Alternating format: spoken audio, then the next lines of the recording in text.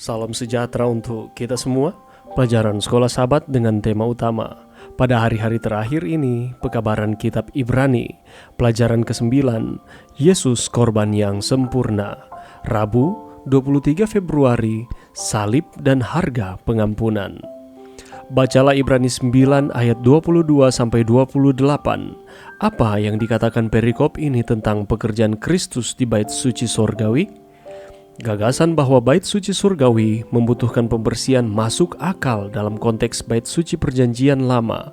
Tempat kudus adalah simbol pemerintahan Allah, dan cara Tuhan menangani dosa umatnya mempengaruhi persepsi publik tentang kebenaran pemerintahannya. Sebagai penguasa, Tuhan adalah hakim atas umatnya, dan Dia diharapkan berlaku adil, membela yang tidak bersalah dan menghukum yang bersalah. Jadi, ketika Tuhan mengampuni orang berdosa, Dia memikul tanggung jawab hukum.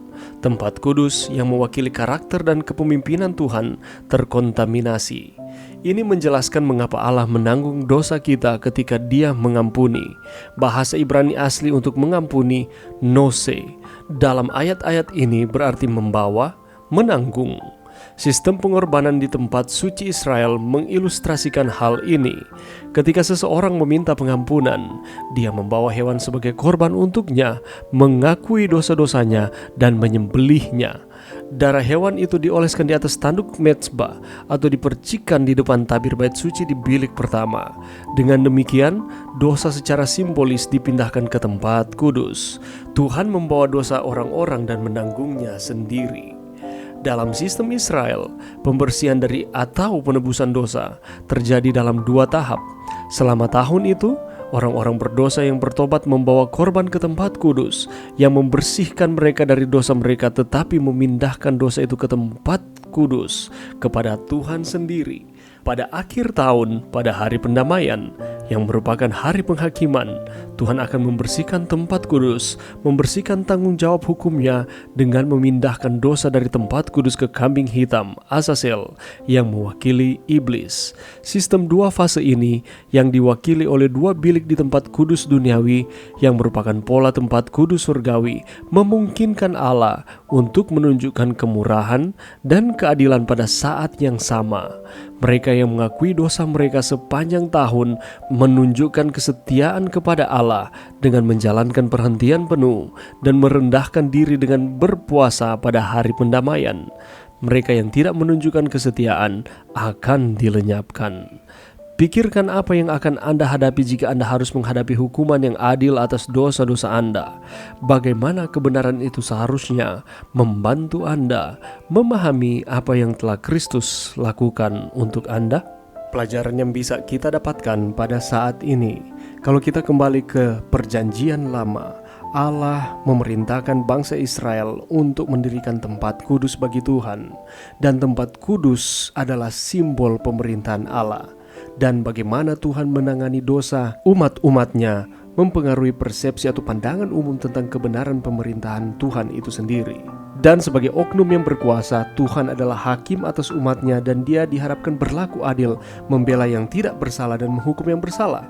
Jadi ketika Tuhan mengampuni akan orang-orang berdosa, Dia memikul tanggung jawab yang besar karena Dia mengampuni orang-orang yang bersalah, yang datang kepadanya meminta ampun untuk dosa mereka dibersihkan. Dan tempat kudus itu mewakili karakter dan kepemimpinan Tuhan. Tempat tersebut terkontaminasi oleh karena dosa manusia. Dan ini merupakan gambaran bagaimana Allah begitu mengasihi manusia. Dia menanggung dosa kita ketika Dia mengampuni kita. Kalau kita kembali ke perjanjian lama, di dalam sistem pengorbanan di tempat suci ada 2 fase. Sistem pengorbanan setiap hari pagi dan petang, dan sistem pengorbanan 1 tahun 1 kali atau hari pendamaian.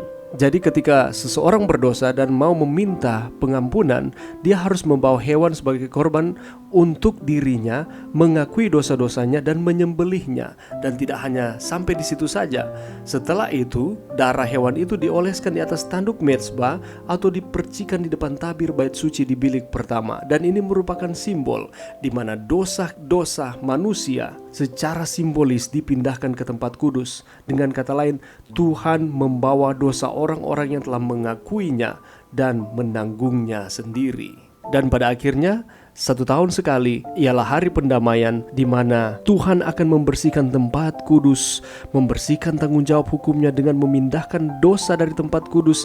Dan pada akhir tahun, pada hari pendamaian yang merupakan hari penghakiman, di mana Tuhan akan membersihkan tempat kudus yang sudah dikotori dengan darah yang telah dipercikan di depan tabir bait suci di bilik yang pertama setiap hari. Dan Tuhan akan membersihkan tempat kudus tersebut. Dia akan membersihkan tanggung jawab hukumnya dengan memindahkan dosa dari tempat kudus ke kambing hitam Azazel yang mewakili iblis. Ini menggambarkan bahwa Allah sangat mengasihi akan umat-umatnya, di mana Allah menyediakan pengampunan ketika manusia datang kepadanya sejak dari perjanjian lama sampai pada penggenapannya ketika Yesus mati di kayu salib.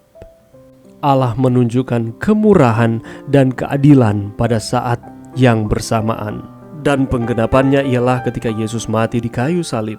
Ini merupakan bukti kasih Allah kepada dunia, di mana Yesus sebagai korban menebus manusia dari dosa mereka. Pekerjaan penebusan itu hanya dilakukan sekali untuk selama-lamanya, karena pekerjaan itu sempurna.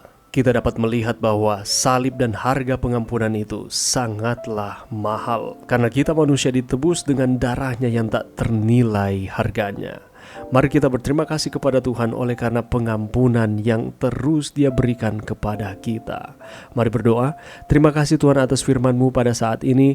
Terima kasih karena Tuhan peduli terhadap keselamatan kami. Bantu kami Tuhan untuk kami terus setia kepada Tuhan, di dalam nama Yesus. Amin.